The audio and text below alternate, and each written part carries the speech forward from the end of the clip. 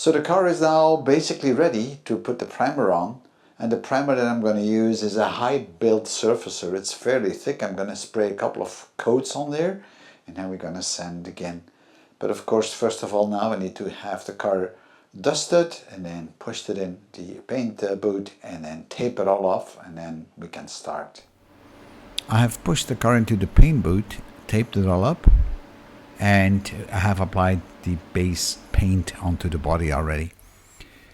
I then sanded it down for the first time with a grit 400, and I'm always using wet sanding, and I'm trying to go in any possible direction so I do not create any unevenness. And then once the first sanding is done, I try to take off the dust, the sanding dust that is, and you can use a sponge for that as well. And then I dry it up because the dust will get caught in all the little imperfections, and then you won't see it until you start really painting the final paint. So here I'm applying a very thin polyester putty onto the imperfections, and then finally I am actually sanding it all over again. I take off all the dust and then I will sand it again with a grit 800, and I'll do the same thing in the back as I did in the front. So it's a lot of preparation work. I like to use my hands to find out how smooth it is, because I really wanted to have this as a fairly good job. And then finally I'm using a grit 800 to finally wet sand that surfacer. Degreasing is very important, and I'm using a standard thinner to do that, the same thinner for my paint, because I do not want to have fish eyes into my paint at all. And then finally, when that is done, I use a tag rag to take off all the remaining dust particles, and a tag rag is a sticky rag. Here's my SATA 5000 paint gun. It's a pretty good paint gun, and I'm always trying to mix my paint in accordance with the data sheets of that specific paint. Shake it well, because you don't want to have any color differences, because that pigment will sink over time in the container. And in this case I'm using a 2K paint, so I'm not using a base paint and a varnish. No, it's an all-in-one. It's two components. I just need to add some hardener to it, or a catalyzer. That comes in different types: a fast one, a slow one, and a medium. I'm using a medium one. And it all depends on the amount of surfaces you have to paint and how fast you want it to cure and dry. I'm also using a filter whenever I fill up my paint cup, because you're always going to have some impurities in the paint, and you don't really want to have anything blocking the nozzle of your paint gun while you're actually painting. And of course you have your protection, the mask. So here I'm applying the paint with a pressure of about 1.3 bar. This is a HVLP paint gun, and I'm applying a couple of coats, about 3 coats, and I wait some time in between. You notice that the fan is fairly wide, because I like to paint with a wide fan. Now I'm not a professional painter at all. I'm a hobbyist painter, but I got lucky, and over time you get used to it, and I don't have any drips or curtains as they call it, so I was quite pleased with it. I got no dust or flies or whatever animals into my paint, because they sometimes come into the paint, especially since the paint booth isn't big enough for the entire car. I had to leave the front door open. However, the fans are creating some overpressure, and here you see the final result of that painting. And I think it looks quite alright, both in the back and in the front. And there you can notice a little dust speckle. We got the temperature set to about 40 degrees centigrade. So we are done and about ready to get the car out of the paint booth and to continue the assembly. I have applied the red paint to the front of the car and to the back of the car, and I just took it out of the paint booth.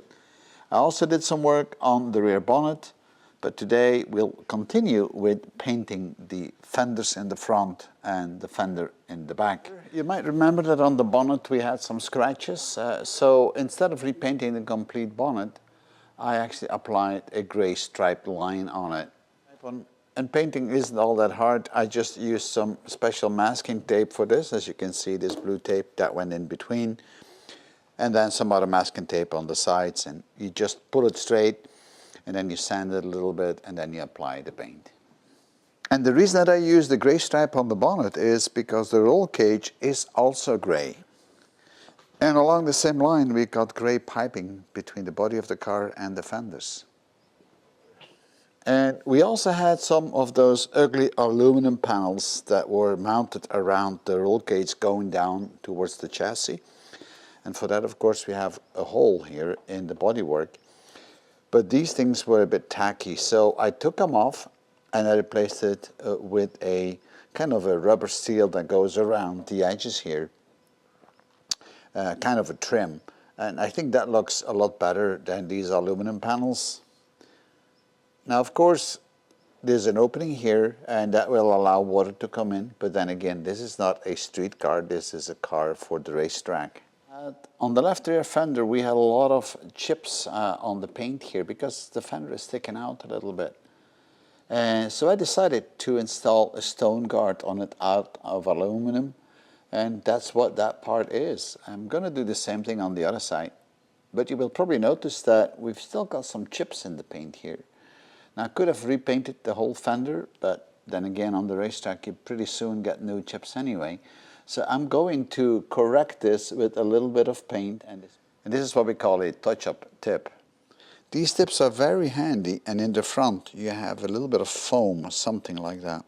You dip it in your paint, and then you can retouch all the areas that you need to retouch.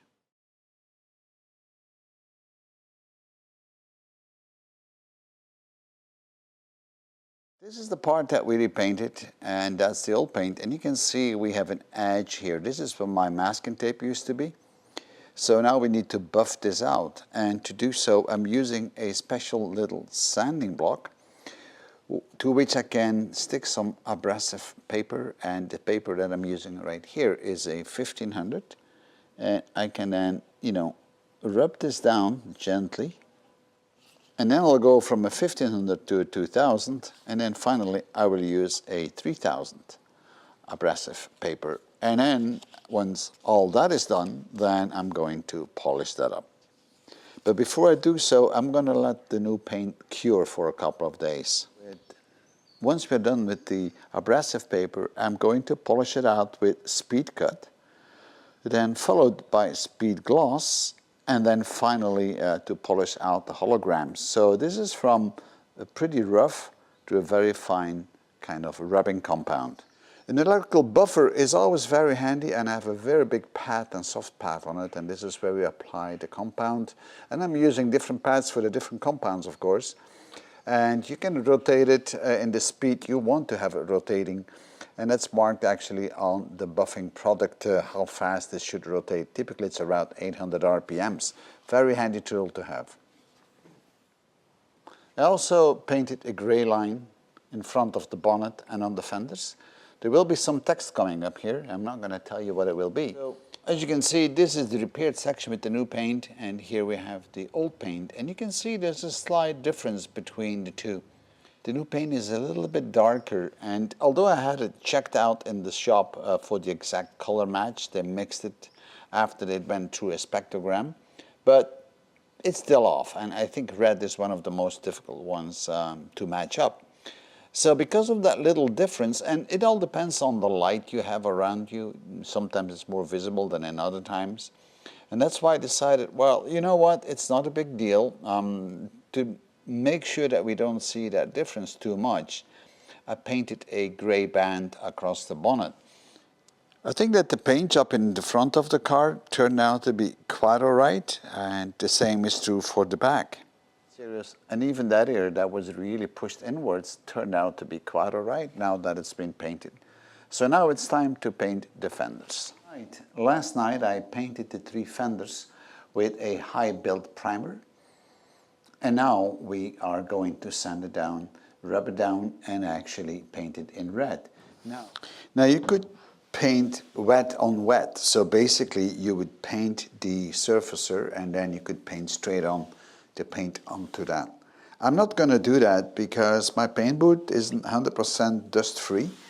So if I have a little bit of dust here and there, and it's okay here, but if I do, then, and I don't rub it out on my base coat or my primer, then it's going to show up again in my final coat. And in my final coat, I might get also maybe some dust speckles.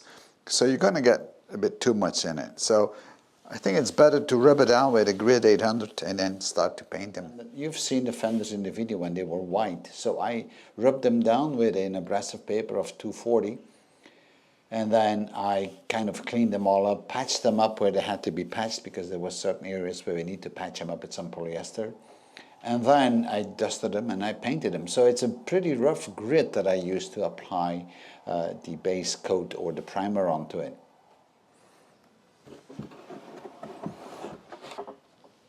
Now I'm going to sand down the surfacer again with my sanding block here and a grit of 800. And once that is done, we can paint it. I'm using a sponge, and every so often I push on it, and then you can see that water flows out. I think this feels really nice. So the fender is now sanded down with a grit 800, and now I'm going to degrease it with standard thinner.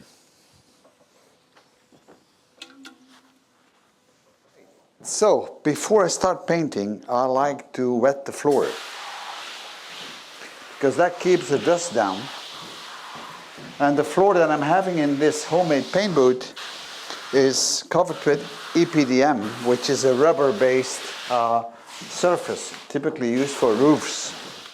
So I guess this time it's time for a new coverall, and these are disposable coveralls, very handy in a spray booth. I think that I stated already a couple of times that preparation is 90% of the work and painting is 10%. And here I'm preparing the rear fender, and we just have it degreased. And now we're going to paint it with red paint again in multiple coats. By the way, the nozzle type of my SATA gun is a 1.3 and my pressure is also 1.3. After I painted the rear panel, I started to paint the front panel, and here I'm adjusting the fan on the paint gun and the pressure and the amount of paint it actually sprays. As I cleaned this paint gun before, I had to readjust it.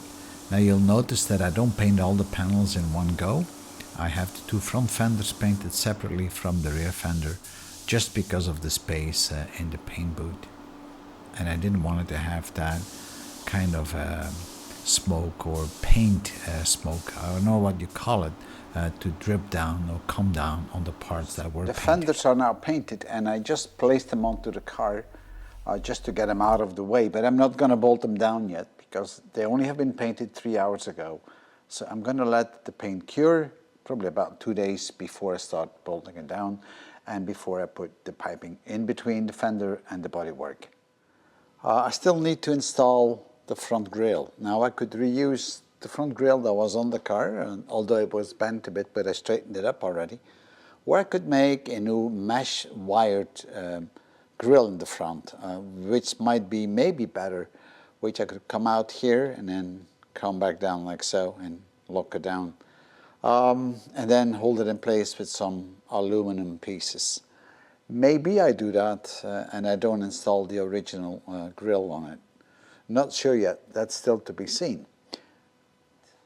So for the lights, I could either cover this up with an aluminum panel and don't install lights, or I could install the lights again because I do have them. So I am not quite sure what is best. I don't think that looks too bad, so I might actually install the lights. I also have the stand light for the bottom, so yeah, still to be seen what I'm going to do with this. It depends where you drive the car. If it's for a track day, then you don't need the lights, but if you're going to do competition in a certain class, then you certainly might need some of those lights.